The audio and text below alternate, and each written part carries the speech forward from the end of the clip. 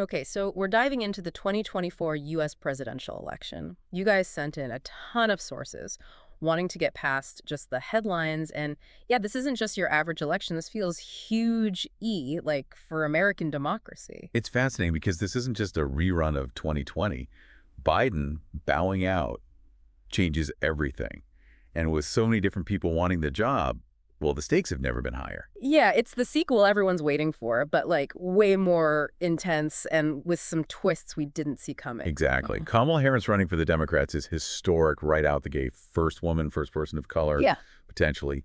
And your sources, they're full of stories about how this is energizing people, especially women, people of color, progressives. Oh, yeah, there's this one quote from a young voter. It says, "Seeing someone who looks like me, who gets what I go through, maybe leading the country, it gives me hope." That hit hard. Yeah, representation matters. Yeah. Harris being the candidate speaks to that, a deep need for change. It's not just symbolic, though. She's been VP, right? So she knows how the government works. Immigration reform, women's rights, international stuff. The sources say she's been right there in the thick of it.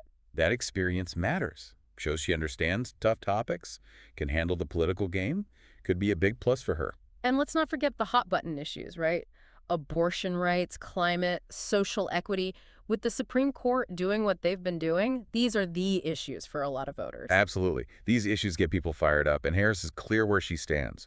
Could really mobilize her base. But the sources also say even with all that going for her, Harris has weaknesses. Right, one thing is she's seen as not having done that much as VP. Yeah. The approval ratings are so-so. Some voters want to see, results, not just experience. It's tough experience versus new blood. Voters want both, someone who knows the ropes but can also shake things up. Exactly. And then there's her time as California's Attorney General, especially her policies on crime. Criticism coming from both sides on that. Walking a tightrope, I guess. Wants the progressives who want reform, but also the moderates who want, law and order. Tough to please everyone. Her biggest challenge, though, unifying the Democrats themselves, bridging that gap between the progressives and the moderates. Yeah. Can she hold them together? That's what a lot of these sources are asking. Like herding cats, right. Okay, now on to Republicans. Can't ignore the the Trump in the room, right? He's back and wants round two. Your sources are clear on this. Trump is still powerful. His base is rock solid. Doesn't matter what legal stuff is going on, the controversies, they're with him. It's that loyalty, right? What's fascinating is the why. It's not just agreeing on policy, it's deeper.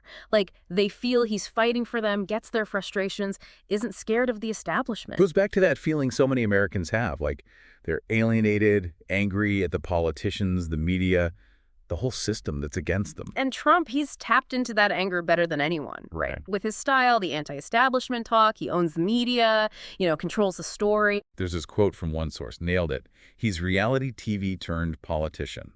He knows how to put on a show, keep you glued to the screen, and that's power. Crack the code. It's like, say outrageous things, use social media, stir up drama, and bam, you're running the show. And let's be real, some voters like his economic message. The good times before the pandemic, tax cuts, bring back jobs. It resonates, especially with people who feel globalization left them behind. But it's not all roses for Trump either. The sources point out some big weaknesses that could stop him getting that second term. His legal battles are huge, the criminal charges, This isn't just noise, it could affect his campaigning, even governing if he wins. And January 6th, right. That Stein isn't going away. Even people who like his ideas, they're worried about him and democracy. Like, does he believe in it, Questions about his temperament, his judgment, does he respect the rules? This could get people to vote against him, even if they'd normally be on his side. It's like his strengths are also his weaknesses. He's polarizing, breaks the rules, attracts some, repels others, high risk, high reward. Makes it harder to predict who will win. And what really makes this election different, the independent and third-party candidates. They could change everything, especially if it's a close race. This is where it gets juicy. We're not talking nobodies. These folks have followers, real messages. They could pull votes from both sides. Totally agree.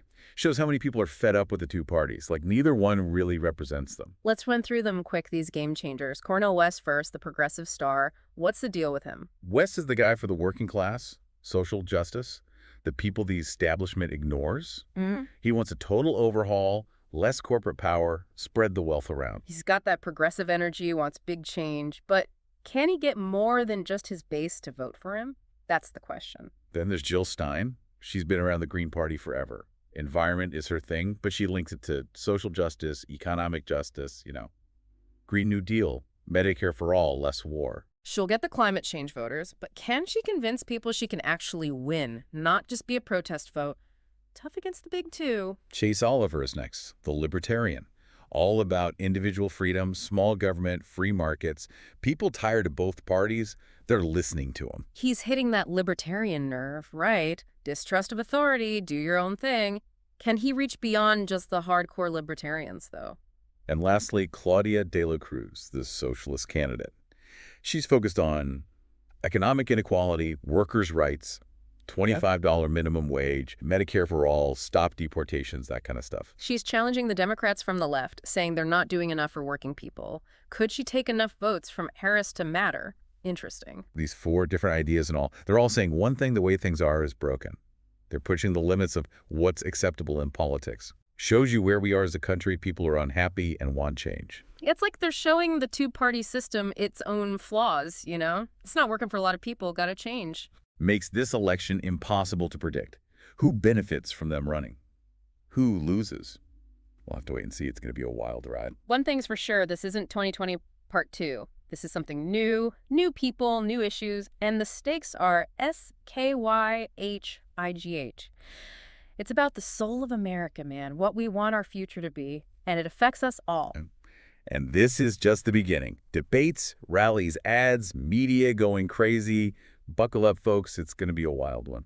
All right, so we know the players, what's driving them, but what could really happen? What does it mean for America depending on who wins? Right. It's like I need a flow chart or something to keep track. But yeah, knowing what could happen is important, right? Totally. It's not just who wins, it's what that win means for the country. Let's say Harris wins and actually gets some of her big ideas done. Right. What then? More progressive America, right. Sources say big changes to healthcare. Maybe everyone gets covered. It's affordable. Education, too. Fix the inequality. Make college cheaper. Start with the little kids. Criminal justice, too. She's big on that. Less people in jail, fix the racism in the courts, help people instead of just punishing them.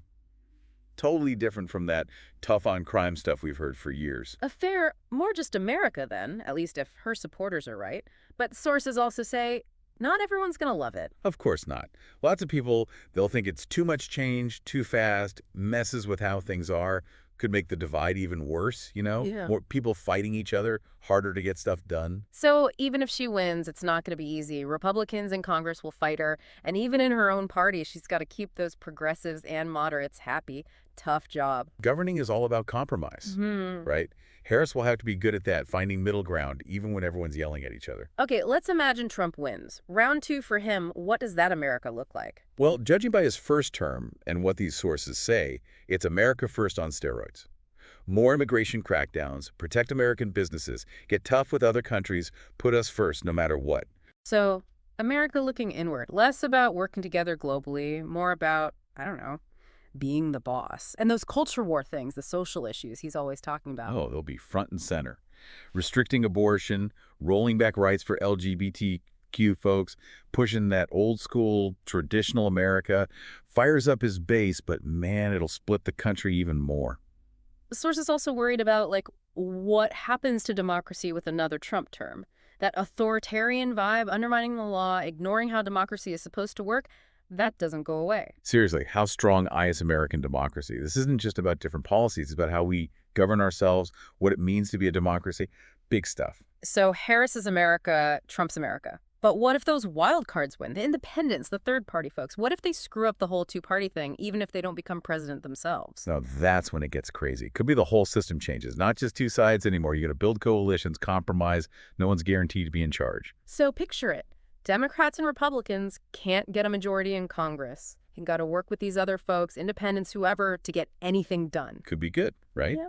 More voices, get to listen to more people, but could also mean nothing gets done. Just fighting hard to make real change. It's an experiment. Who knows what'll happen? But it shows the two-party thing, it's not working for everyone. People want something different.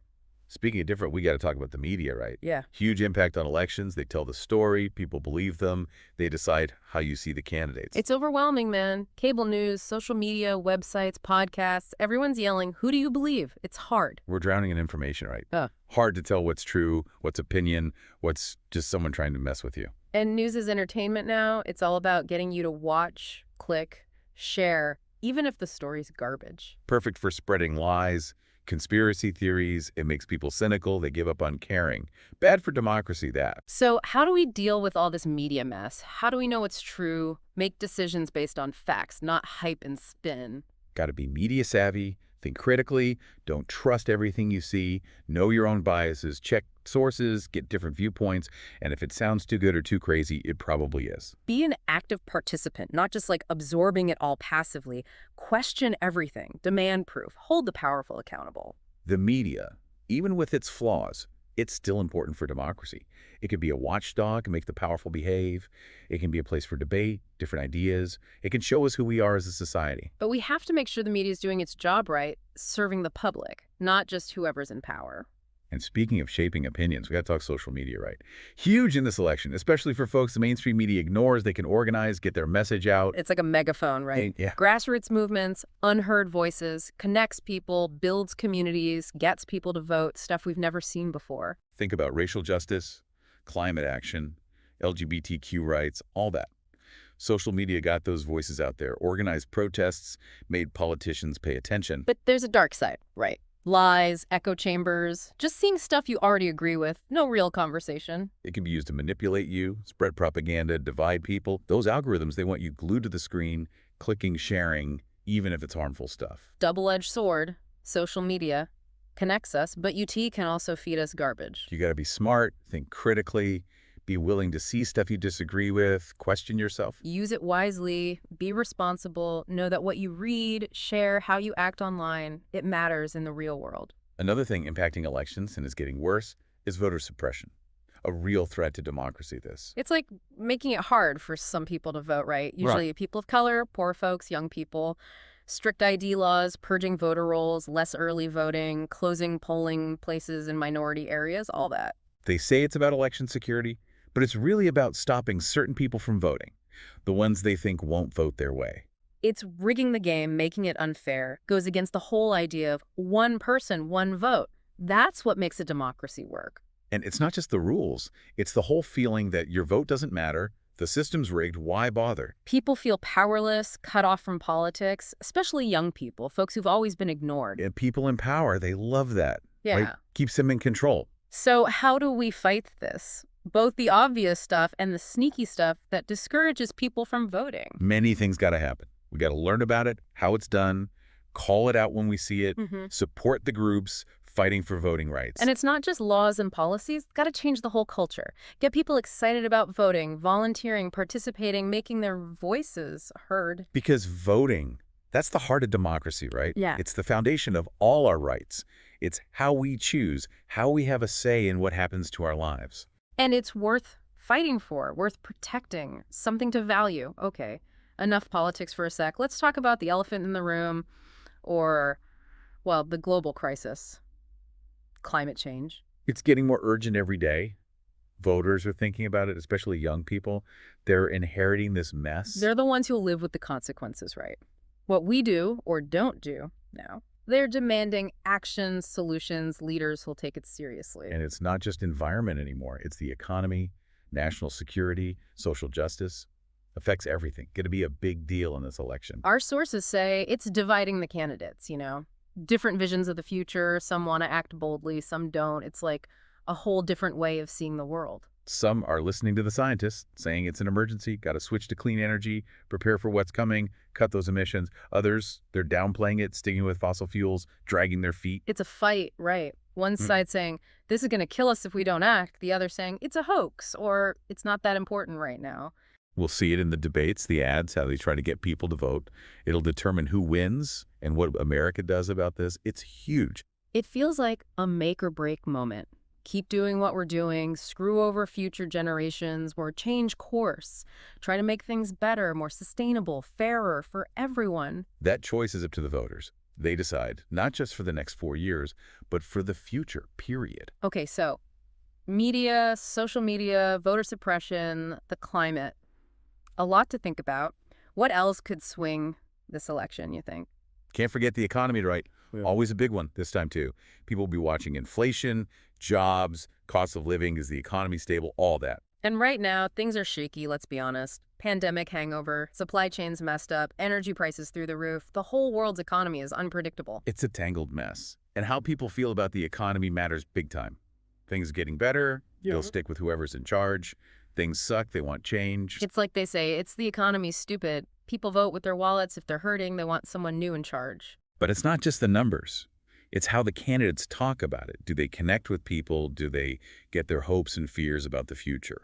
So real economic problems plus us, how people feel about it, all mixed up with political spin and what the media tells us.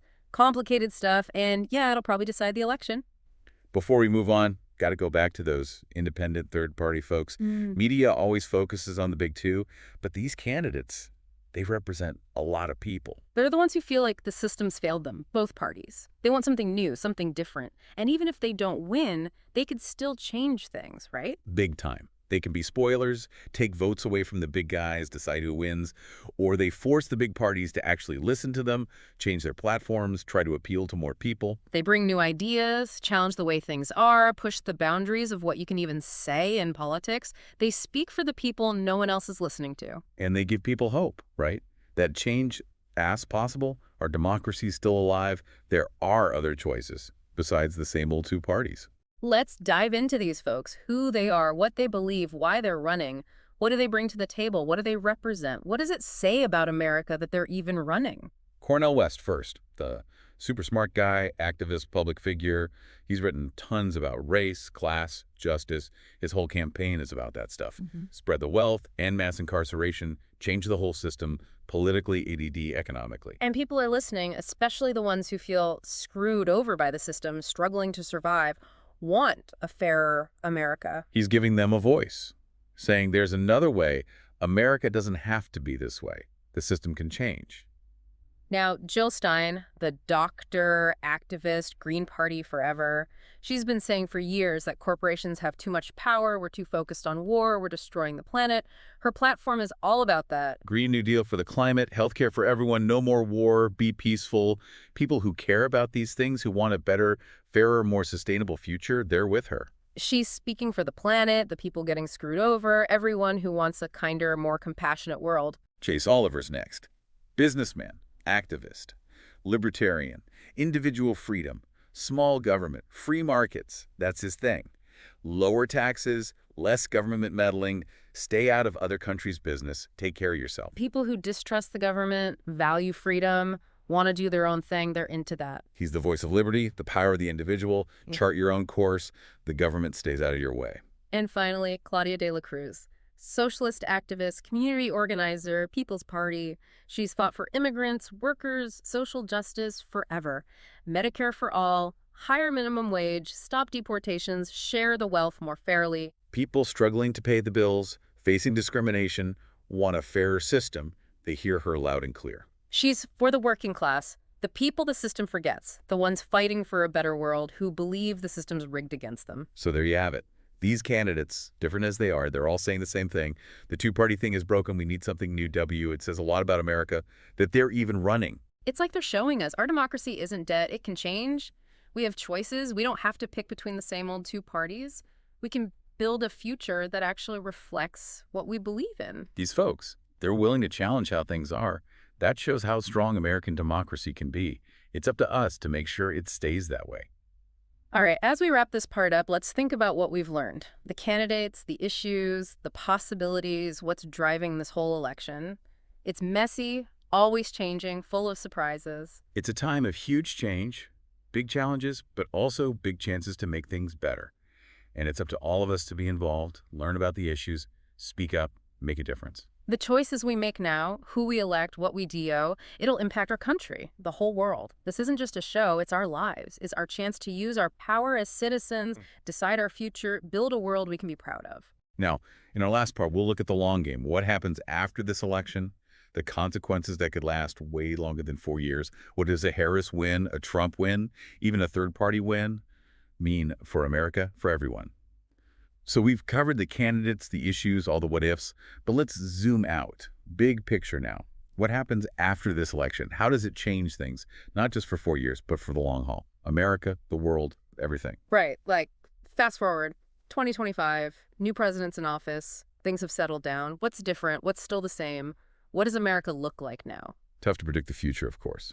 But looking at the trends, we've got some ideas. Say Harris wins and actually gets those big policy changes done. What then? Progressive America 2.0, right? Social justice, fair economy, protect the environment, all that. What does that look like in real life? Well, healthcare, for one. Harris wants everyone covered, affordable, maybe even a system where everyone's automatically in, Huge change for how it works in America, doctors, patients, everyone. And education. She wants to fix that too. Make sure everyone has a chance, no matter where they're from. Make college cheaper. Invest in kids early on. Changes that could last for generations. Criminal justice, too. Less people in prison. Fix the racism in the system. Focus on helping people, not just locking them up. Could change those communities. Hit hardest by the drug war, mass incarceration, all that. A fairer America, then. But like we said, not everyone's on board with all this change. You got it. Lots of folks, they'll say it's too much, too fast, messes with their idea of America. Could make things even more divided politically. Make it harder to get anything done. That old battle, right? Progress versus tradition. People who want things to change, people who want them to stay the same. Tough for any president to handle that. Doesn't matter what party they're from. Okay, let's imagine the other side. Trump wins again. What's that future look like? Well, if his first term's anything to go by, and what the sources are saying, it's America first, but even more so. Immigration crackdown, protect American jobs no matter what, be tough with other countries, we're number one. What does that do to how the world sees us?